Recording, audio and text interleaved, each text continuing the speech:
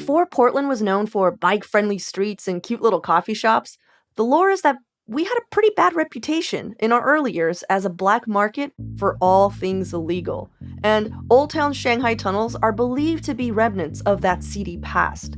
So stories of human trafficking, opium dens, and gangster hideouts have fueled the hype for what is now a pretty popular tourist destination. But Doug Kank Crispin, resident historian at orhistory.com, says that maybe that's not the whole story.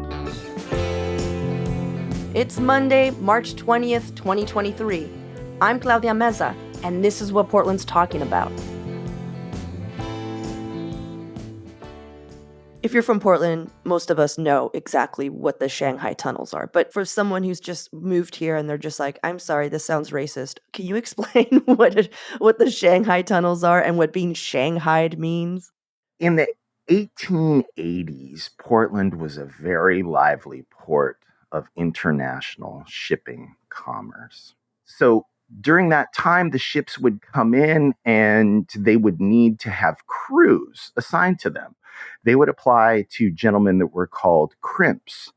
And a crimp is a man who makes it his business to seduce the men belonging to another ship to join on with his client's ship. Okay, so we might call those people headhunters in our current era.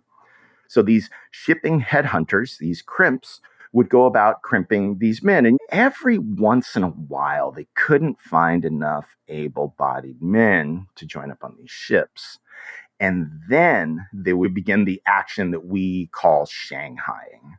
And the reason why it was called Shanghaiing was Shanghai was kind of like one of the furthest ports that you could go to from the West Coast of the United States. But Shanghaiing tends to imply that you're maybe getting... You were stolen. You're stolen. Yeah. You're in a bar, yeah, and you meet your new best friend and he's buying you all kinds of drinks and all of a sudden you don't feel too good.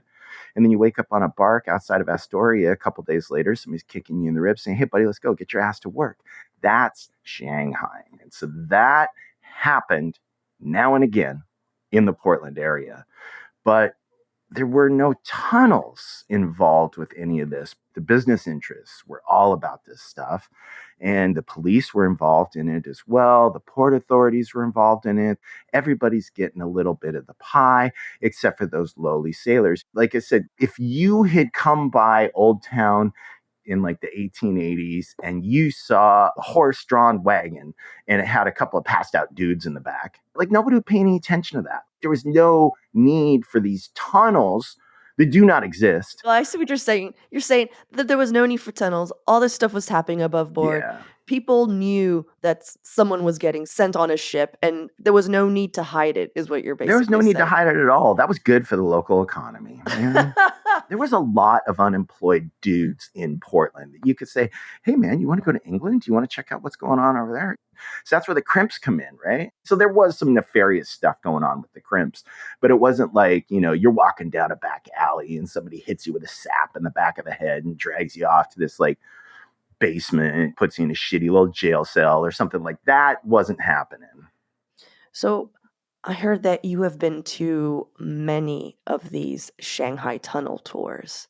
Yeah, I've been to a couple of them. I've been to one myself, and I'm curious which one you went to and what they were focusing on. So the one that I went to was led by Michael Jones, R.I.P.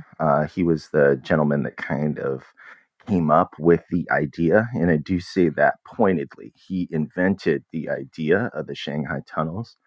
I went on 2 of his tours, and then I met him socially a few times as well. He was a great guy, gave a wonderful kind of Disney-esque tour of the basement of Old Town Pizza. So it was a fantastic tour. I took my daughter on it. At the time, she was about 12 and she could give a rat's ass about history stuff. But then there was this ad for one of Michael Jones' tours that was kind of a ghost Shanghai tunnel tour. Ooh. Right. So you would meet like the ghosts of the people that died in apparently the basement of Old Town Pizza.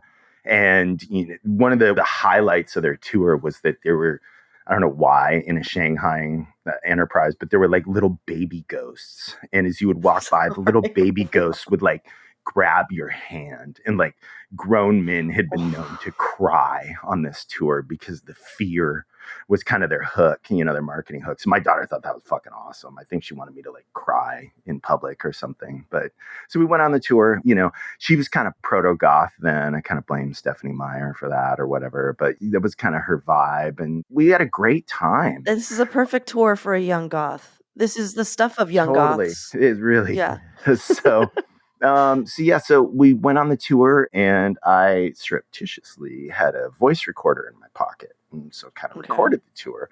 And, as I was walking through the tour, I was just kind of wondering like, what's true and what's bullshit. And when it comes down to it, it's all bullshit. Like there really was nothing in that tour that was based on reality.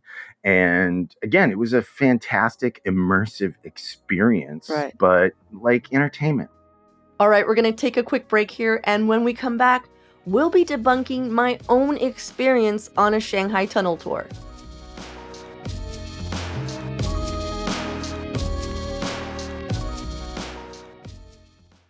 So this is what happened to me. I went in and it wasn't just one place. Like you go down to several locations underneath Old Town.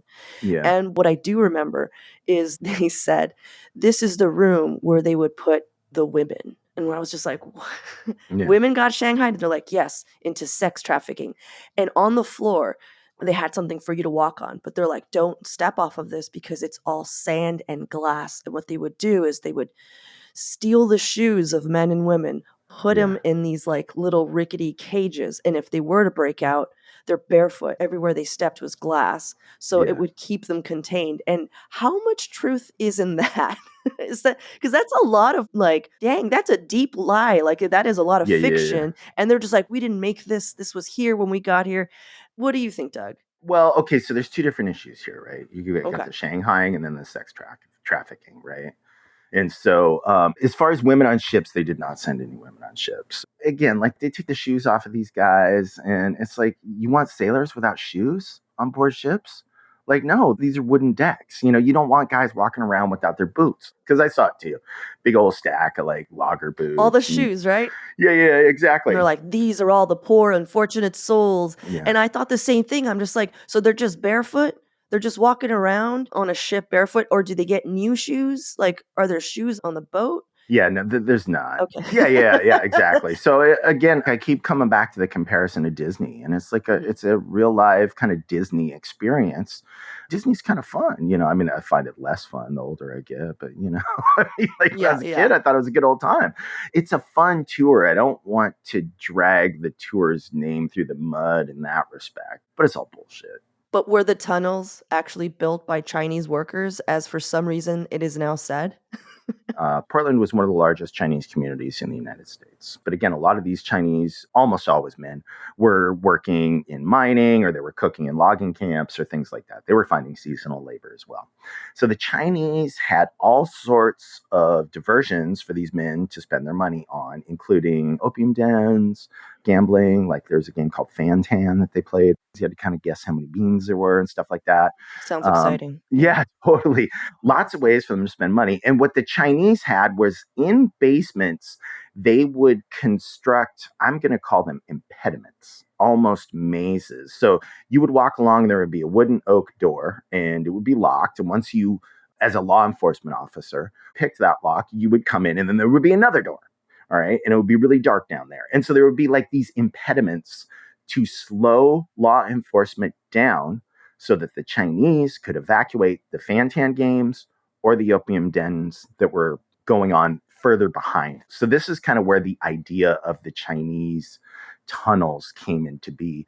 Now, there was a lot of racist terminology associated with this, of course, their warrens and their labyrinths, how they were kind of shifty and real shady and things like that when you look in the period papers describing them. Mm-hmm. But again, I'm not seeing anything like a mine tunnel.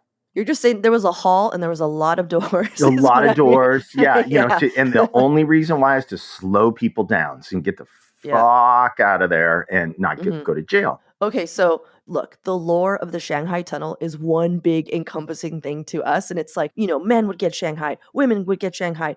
The Mhm. Chinese built these tunnels. There's also the lore that the gangsters, that they were used as expressways during Prohibition between speakeasies. I mean, is Mhm. any of that true? No, I mean, Oh, again, like man. what we're talking about here is we're talking about basements. I mean, there's nothing You just made that the, so unsexy. Shanghai yeah, tunnels. You're like, I so mean, they're just basements. They're yeah, they're basements, just and they're basements. connected, interconnected basements. Sometimes, like here and there are basements within Old Town where there is a section of the wall between the two businesses that is open that you can walk in between, but it doesn't go on and on.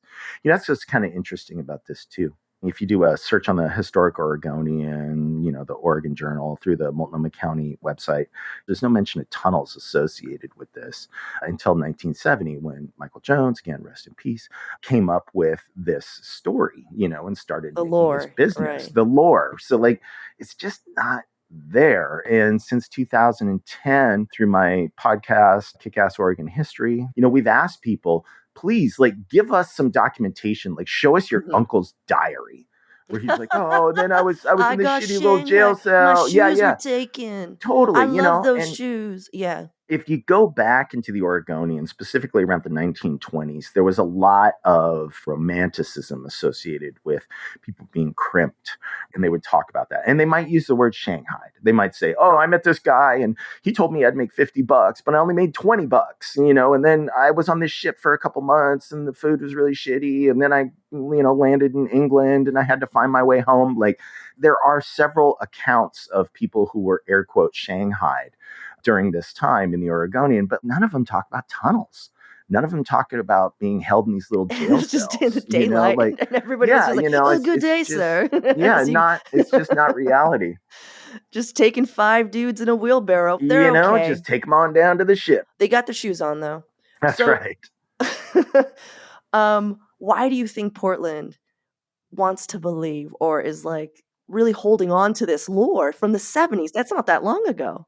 I don't know if people have been down to Old Town in like the last 2.5 years, but even before the pandemic, with our houseless situation in Portland, Mhm. things have been pretty rough in that neighborhood. A lot of the social services are kind of based there. So a lot of people congregate in that area, and businesses have been affected by a number of issues: crime, houselessness, pandemic, and so on and so forth. We get a lot of Portland is burning, Portland is dead, will Portland return? Like real good clickbait articles that are out there. But the reality is businesses in Old Town are suffering. I Mhm. used to do walking tours down in that area all the time. And in the past 2.5 years, I really haven't been able to. And, I look at the economic situation in Old Town and it really needs something. There's a lot of history down there that is true that people Mhm. can check out. But this bullshit myth is fun. And it Mhm. was bringing people to the area to check it out.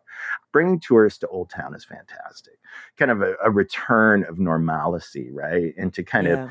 dispel some myths, but some realities of what's going on in that neighborhood right now in our present era. So I kind of welcome some opportunities for some more let's call them Cool like crimping stories. tours or Shanghai tours, but Yeah, like yeah. they don't need to occur in the basement of Old Town Pizza.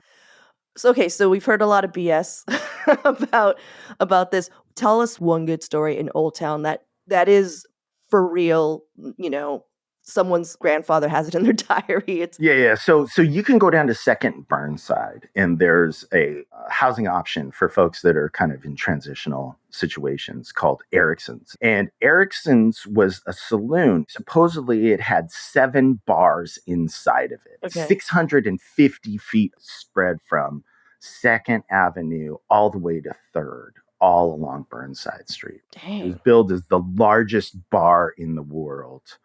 Somebody in the 1900s, early 1900s wrote, to have come to Portland and not visited Erickson's is to not have come to Portland at all. So it was this huge, like massive bar that loggers and fishermen and all these working dudes would go to. And it was run by this Finnish immigrant named August Eriksson. And he decided that he wanted these working men to experience a level of opulence that they had never known before, right? So this was a situation where you would walk in and there were like these garish oil paintings of nude women, air quote, tastefully done at the time. And there were crystal chandeliers and there were mirrors. And all of this was available to these guys if they came in and kept buying these nickel schooners of Henry Weinhardt's beer, right? And there were gambling games on the second floor. On the third floor were these little tiny rooms. And these little rooms just had a bed, and maybe like a chamber pot next to it. And if you negotiated with one of the working women downstairs, you could kind of commence with whatever arrangement you had come to, or you could just spend the night there for a nickel or something like that. August Erickson wanted to provide this opportunity for these working men to come into his bar and spend every fucking nickel that they had just made in the woods right there. Yeah. Right. So he had a post office, he had a barber shop, you could take a bath there.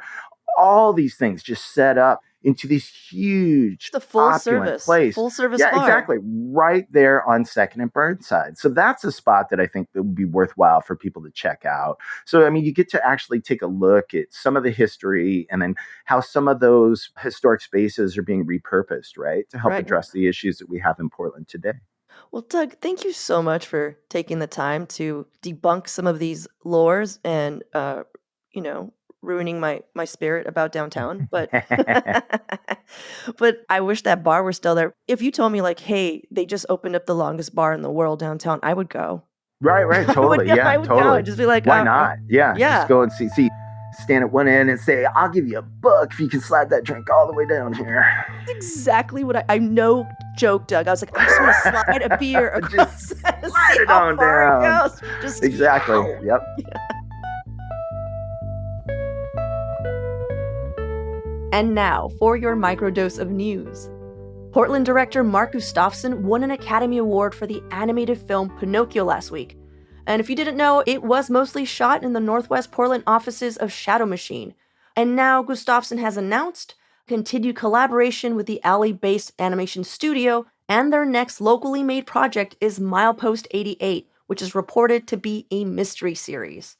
And Walmart stores in Oregon and Washington will no longer offer paper or plastic bags at checkout, but they will continue to sell their, branded reusable bags. The big box store got a lot of attention recently when it announced plans to close 2 stores in Portland.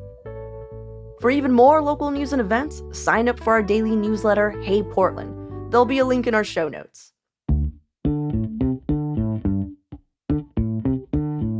That's all for today here on CityCast Portland. Thanks again to Doug Kenck-Crispin for talking with us. We'll have links to his website and podcast Kick-Ass Oregon History in the show notes. We'll be back tomorrow with more from around the city. Until then, see you at Slim's.